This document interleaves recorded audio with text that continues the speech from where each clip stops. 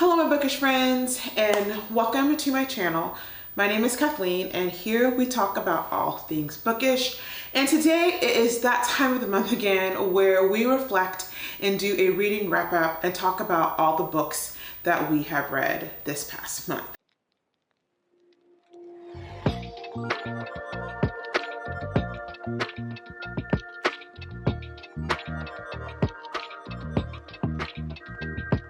Alright, so before we dive into all the books and do the wrap up, let's go over do a quick overview of my reading stats for April, courtesy of Storygraph.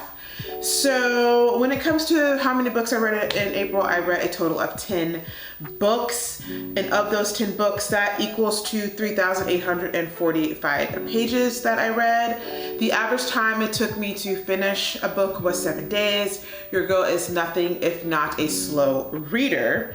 When it comes to the different moods that I was kind of leaning towards this month, it's the same as I generally do. I was picking up more emotional, tense books. I did read some adventurous, lighthearted, funny, hopeful, reflective, dark, mysterious, inspiring, and informative books as well. So those were my various moods for April.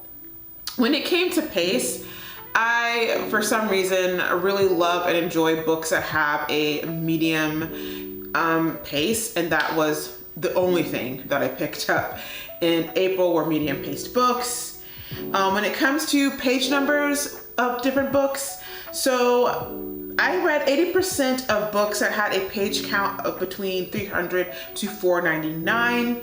I did 10% of books that were 300 or less, and 10% of books that were 500 and more. So that's that breakdown. When it comes to fiction versus nonfiction, fiction is always going to be my largest category. I read 80% fiction and 20% nonfiction, which has gone up since last month, since I have been trying more to include more nonfiction books into my reading.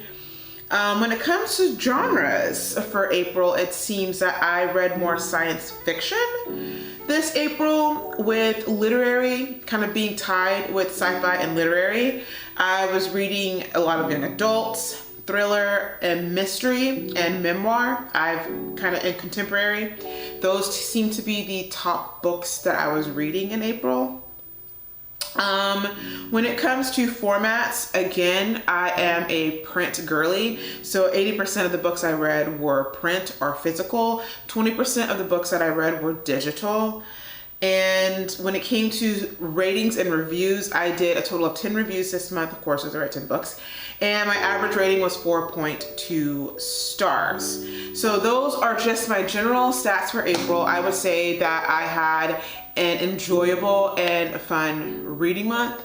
And I don't know, I really generally enjoyed the books that I read this month and had a fabulous time. All right, so let's talk about my favorite books of the month.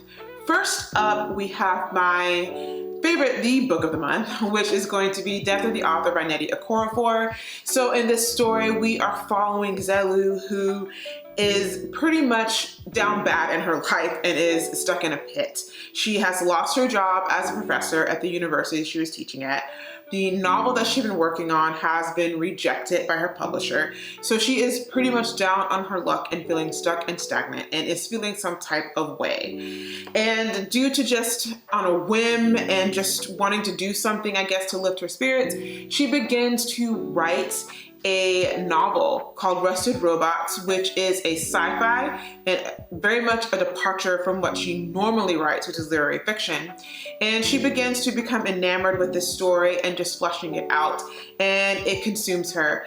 And once she has finished with this, she does decide to submit it to her publisher, and to her shock, they love the story and they decide to publish it. And after this story is published, after this novel is released, she rises to fame and stardom due to it reaching critical acclaim and everyone loving it and just really enjoying this art that she has created. And we are seeing her navigate life following this new rise to stardom, following this new circumstance in her life, and how It impacts her on a personal level. It challenges her identity. It kind of challenges her position in where she is within her family structure. And we see how this book essentially just impacts her life in various different ways. And I enjoyed this so very much. This probably, I wouldn't say, even though I enjoyed it and I gave it 5 fabulous stars, I will say that this probably isn't going to be a book that everyone can like rock with and will enjoy. If you are the type of person that doesn't like very complex storytelling, this won't be your jam. This is a book within a book. We are reading, as well as she has written Rusted Robots, we are also getting the Rusted Robots book in this as well. So we're following kind of like 2 narratives and 2 different storylines. And it's not necessarily that they're even mirroring each other or even connecting. So it can be a little confusing and off-putting to some people. Also, this story is, while it's kind of promoted as sci-fi, I would say it's more of a story, it's a sci-fi that has very strong literary themes and feel. So if you are looking for something that's purely sci-fi, this is not going to be your jam. But if you're a person who enjoys like literary stories, literary fiction, and you enjoy things that have that literary feel, but maybe has a splash of sci-fi elements in it, you will enjoy this.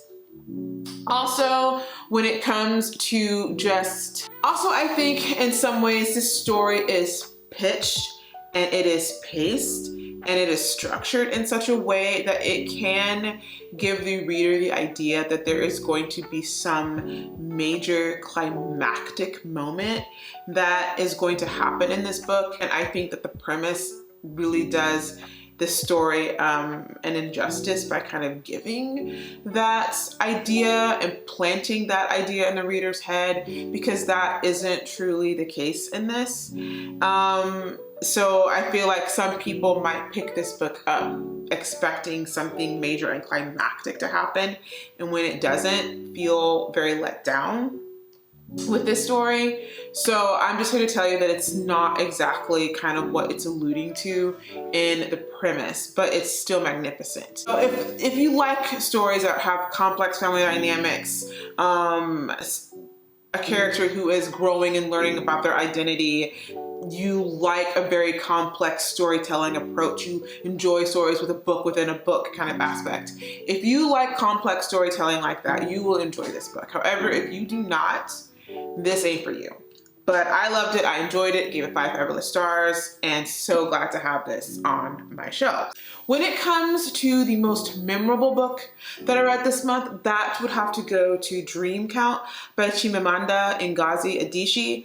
And that book was so beautiful. It's another story that has some complex storytelling elements to it, but I thought that it was fascinating and mind-blowing as we are following these 4 very different women through different walks of life as they're reflecting back on their relationships. They're reflecting back on their relationships with their mother, their romantic relationships, and basically the different things in their life, whether it be a relationship, whether it be circumstances that have helped to shape and develop them, leading to this present moment in their life.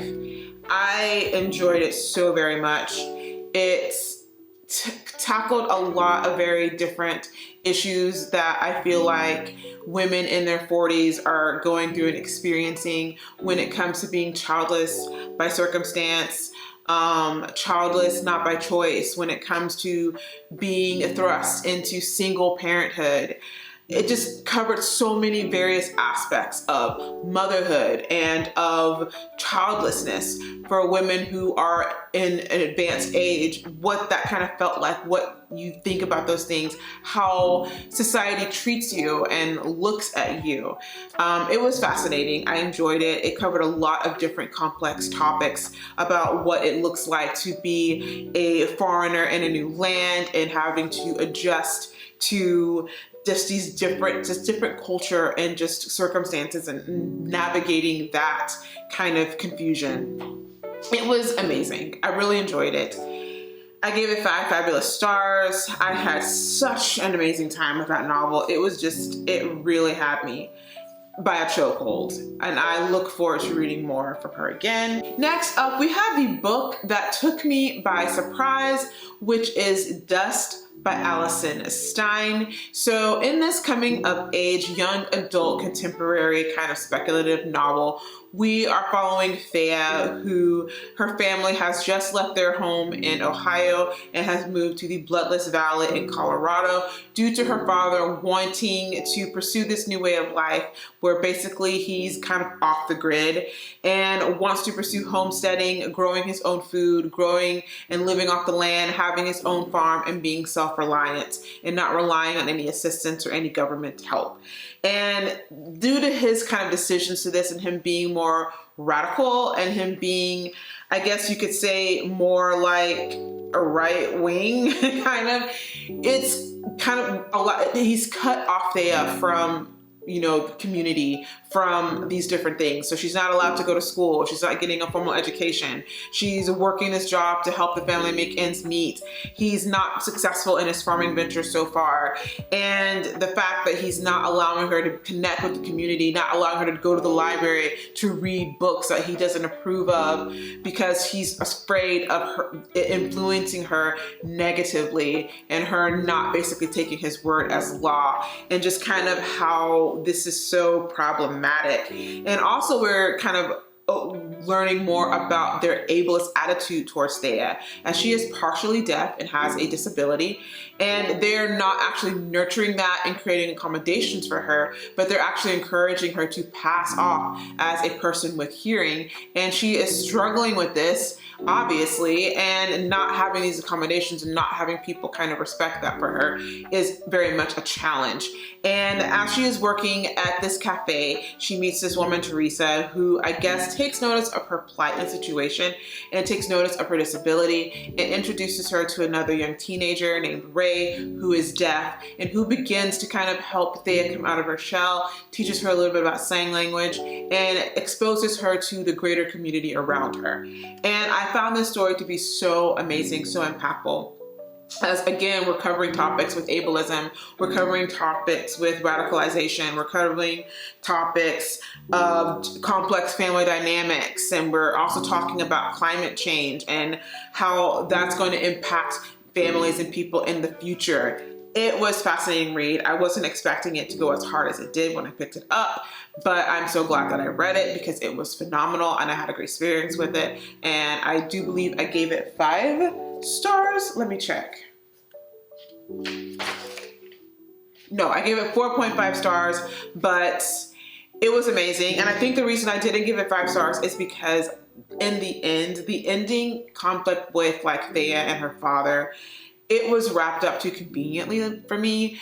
I would expect from his kind of personality, I would have expected more pushback, more friction, but it was wrapped up too easily, and it felt like the ending was a little bit rushed. But other than that, it was still a phenomenal book and I enjoyed it. Next up, we have the most emotional book this month, and that would have to be Blood Marked by Tracy Deonn, which is the 2nd installment in the Legend-Born Cycle series.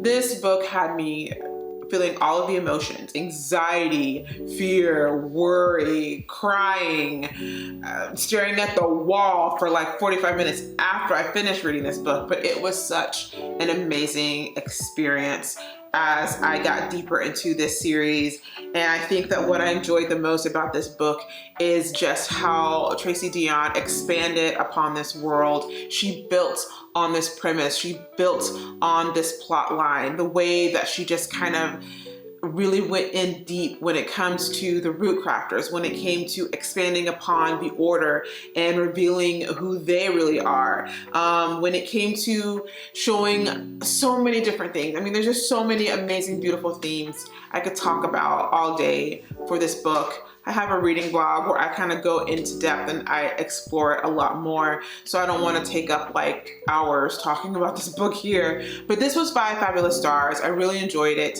Cannot wait to read Oathbound in May. and kind of get caught up on this series, but this is just phenomenal. Now, when it comes to the most thought-provoking book of the month, that would go to The Dream Hotel by Leila Leilani. I enjoyed the hell out of this book. This is fascinating. So in this storyline, we are following Sarah Hussein, who is traveling home from London after a work trip and is making her way through the LAX airport when she gets stopped by the risk assessment associates, and they flag her for being a potential risk to commit a potential crime against her husband, and they send her to a retention center where she will be observed for a period of 21 days. And once her risk score kind of goes down, they will then release her to be back with her family. But Sarah quickly realizes that that is not the case. As she is in this retention center, she finds out that there are all of these different rules and regulations that are very ambiguous and that are constantly changing and in flux. And due to the ambiguity of the whole situation, she finds that she is constantly getting written up and her stay is becoming extended, and she is becoming kind of stressed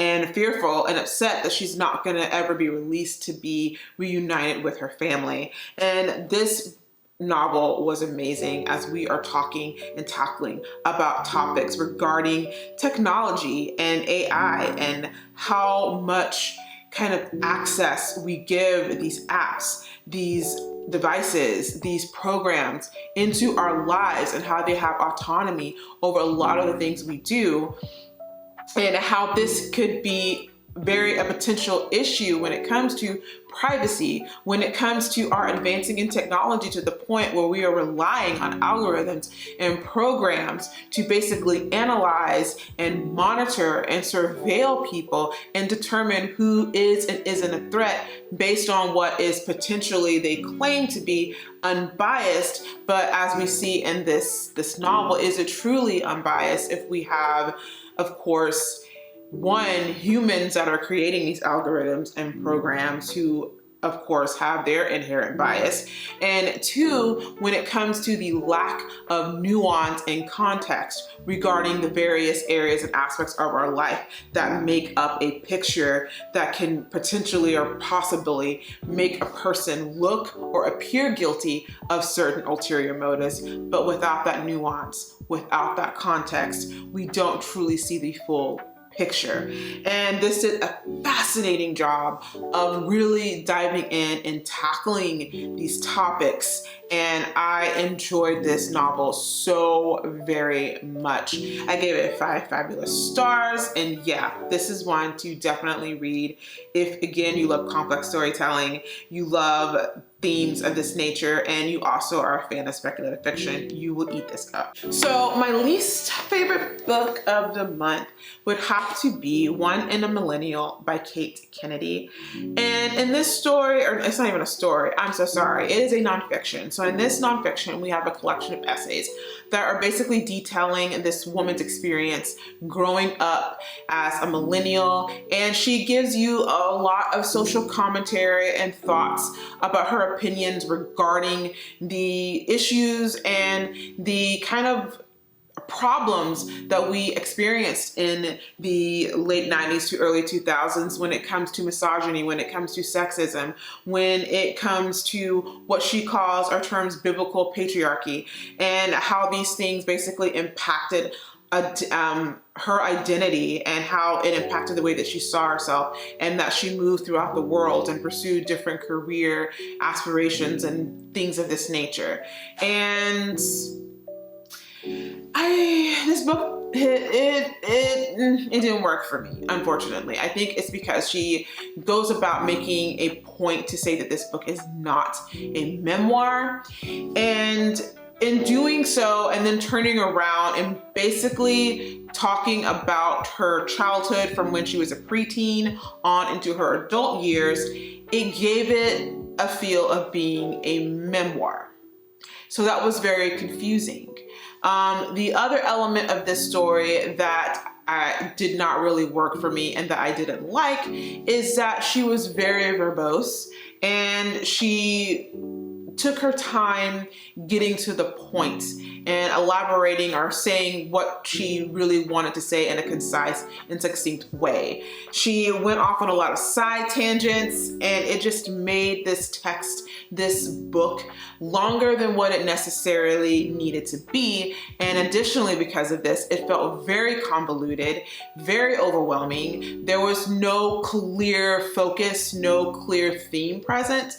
And that was just, it was confusing to kind of like sift through and find out what her stance was. And also to throw into that was her social commentary, which didn't make sense, because I felt like if you're going to have I feel like, or how I understand social commentary, is you're providing commentary on a specific social issue that impacts a society. And as she has written this book and made it so very personal, it's like she's giving social commentary on her own life and her own opinions and thoughts, not how that necessarily impacted on a societal level. So that was really confusing as well.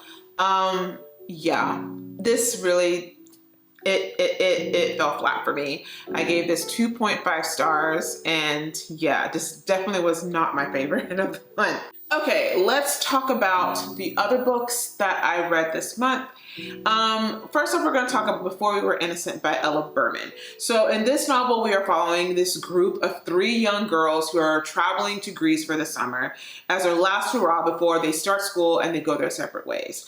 Unfortunately, a tragic event claims the life of one of the friends, and the other 2 fall under suspicion for the potential cause of her death. And this thrusts them into the media limelight, where people spin these particular narratives about these young girls and about these young women, and basically their lives kind of go in this crazy kind of wild circus.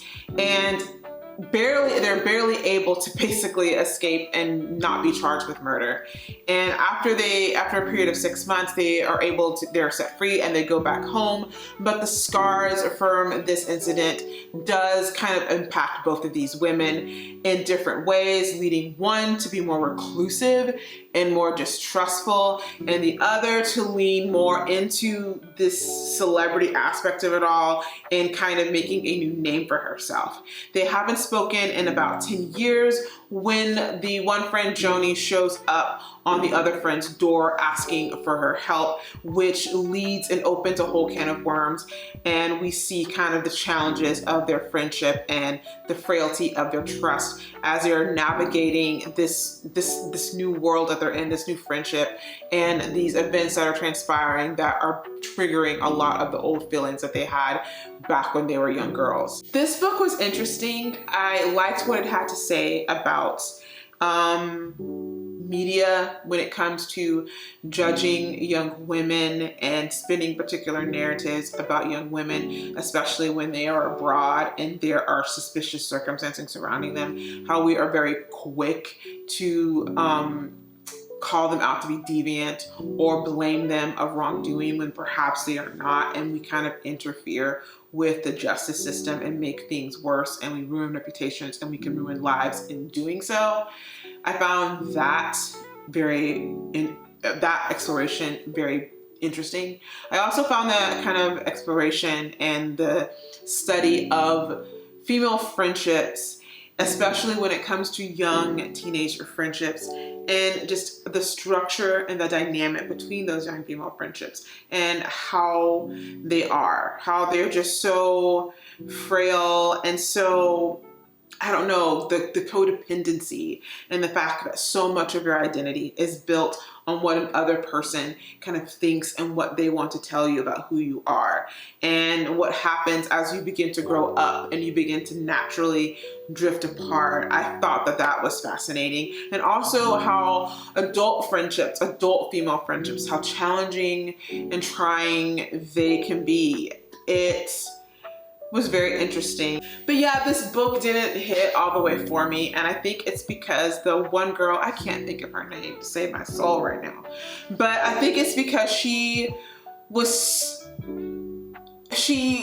so, I don't know, she was so unclear sometimes. She took so much issue with Joni, said she was distrustful and that she was manipulative. but she took no responsibility for her actions within their friendship and within their dynamic, for where she was kind of wrong and not exactly being honest and a good friend either. And I found that to be kind of problematic and weird, that she was painting herself out to be this innocent person and not really exploring her culpability in some things, and just blaming it on Joni and blaming it on the other girl. That was whack. Also, I feel like the storyline of Joni's storyline in and of itself, it didn't end satisfactorily. I don't know. There was just so many loose ends in this novel when it came to the ending that just didn't leave me satisfied. Didn't leave me any questions answered. And when it came to the kind of things that happened and went down in Greece in and of itself, it was made out to be like this huge mystery, as like, I don't know. It was just made out to be something more sinister than what it really was. So when you kind of really unravel what really happened in Greece, it felt anticlimactic to me.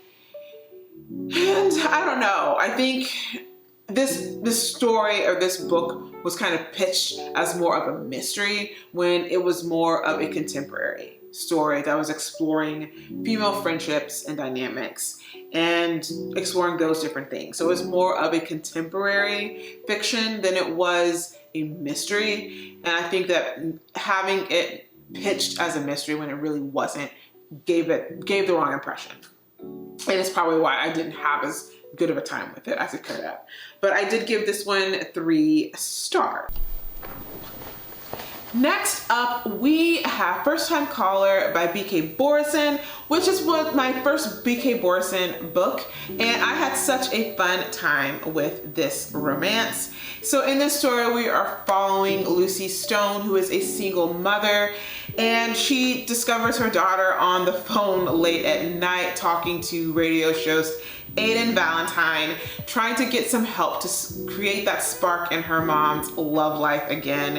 And this leads to her hopping on the line and having a conversation with Aiden, explaining what she was looking for and what she wanted out of love, and that essentially she was just a hopeless romantic.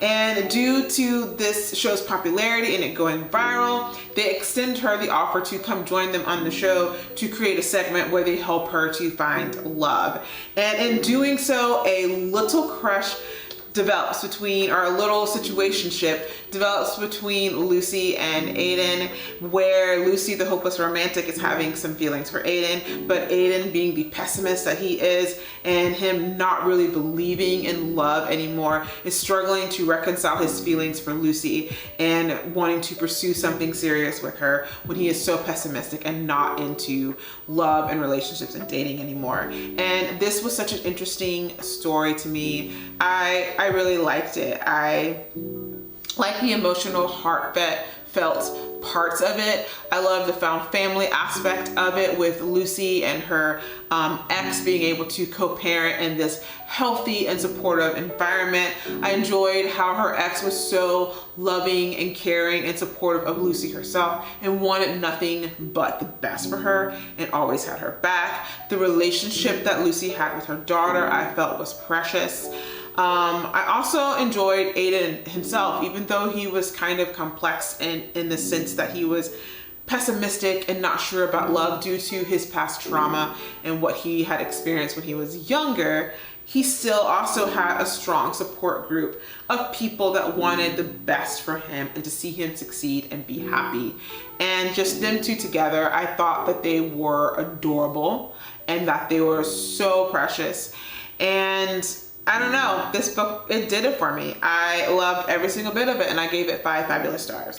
Next up, we have Beautiful Ugly by Alice Feeney, which first off, let's talk about how gorgeous this cover is. But in this story, we are following this writer who loses his who doesn't lose his wife, or whose wife disappears one evening after she is traveling home, and she stops on the side of the road to help a woman and is never heard from or seen again. And now 1 year later, he is finding that he is going to have to get his life back in order and get back into his writing so that he can produce a book and he can get back, you know, building up his finances and pull himself out of the pit that he has just fallen into. So with his agent's kind of suggestion, he is going to go to this Scottish island known as the Isle of Amberley, and there he's going to stay in this cabin and just dedicate some time to writing and working on his next novel so that he can, you know, kind of get his life back on track and heal from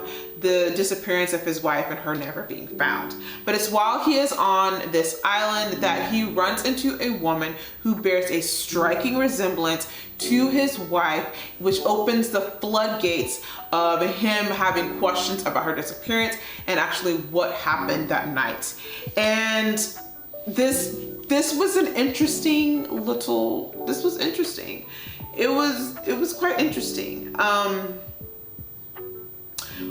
What worked, I don't even know what to say what worked for me. I just felt like it was interesting. I enjoyed the fast pace of this. I enjoyed how the story progressed and it moved forward. I enjoyed how the author was able to kind of mess with your mind a little bit. You really didn't know what to believe. You were kind of disillusioned. You didn't know what exactly was going on. Was this man crazy or not? There was a lot of confusion and mystery and intrigue with that. I thought the atmosphere was stunning. It really did, I don't know, she really did such a good job of describing the island itself and how everything on the island, from the mist to the unpredictability of the weather, it just created this perfect vibe of instability for the reader that I really enjoyed, and I ate that up.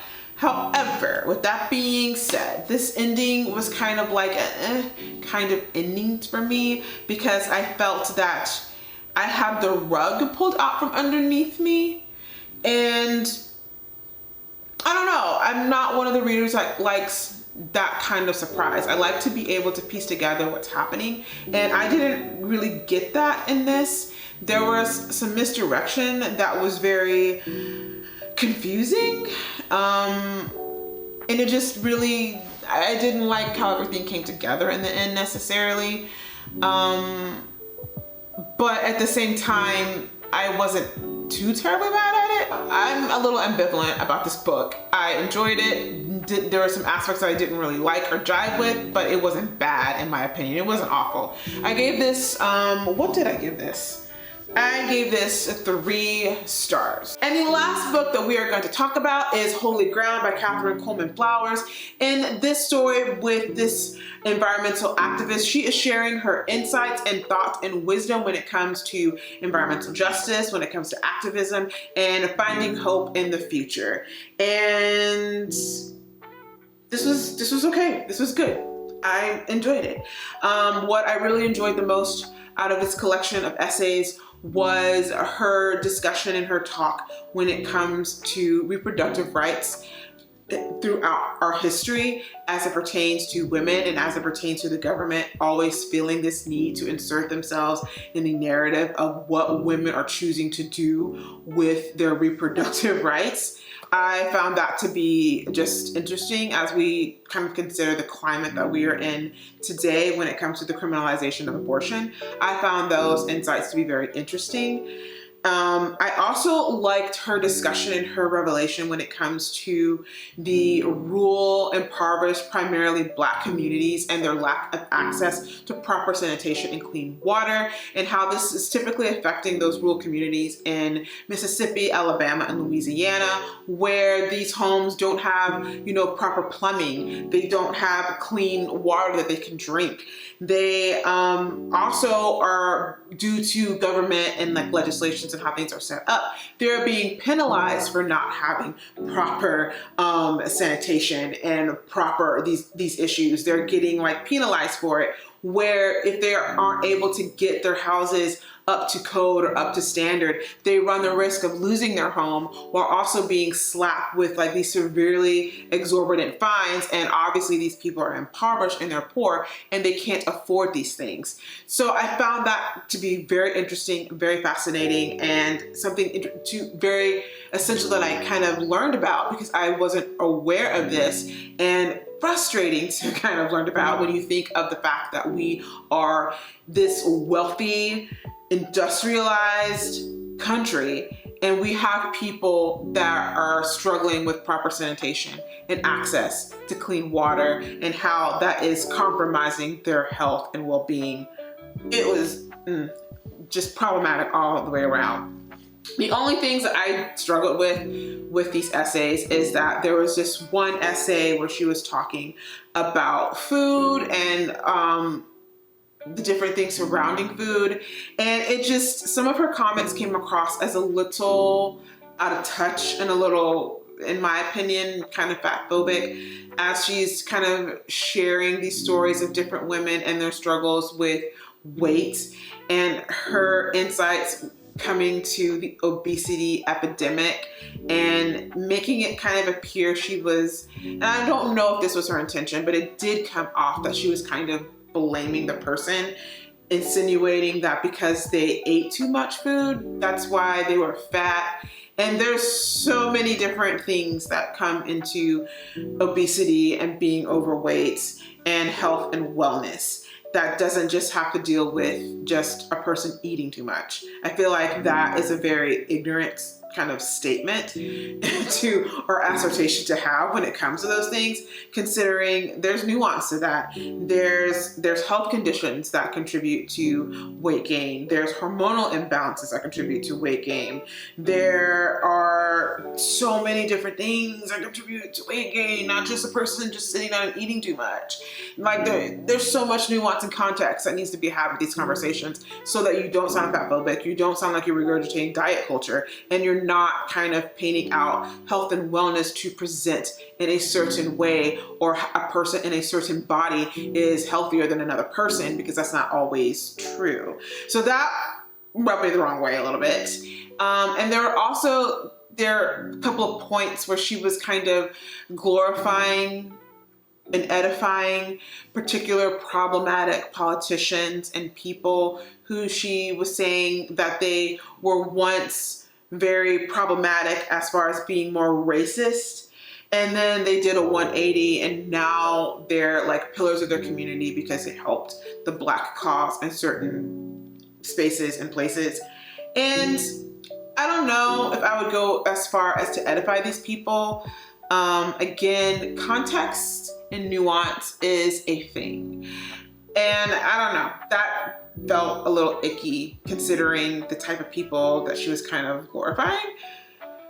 Yeah, other than that though, this book was great and I enjoyed it. And I did end up giving it 3.5 stars. So those are all the books that I read this past April. What were your top books of this past month? How many books did you read? Let me know in the comments below, and make sure that you like and subscribe to this video so we can keep yapping about books. And until next time, have a great rest of your day. Bye.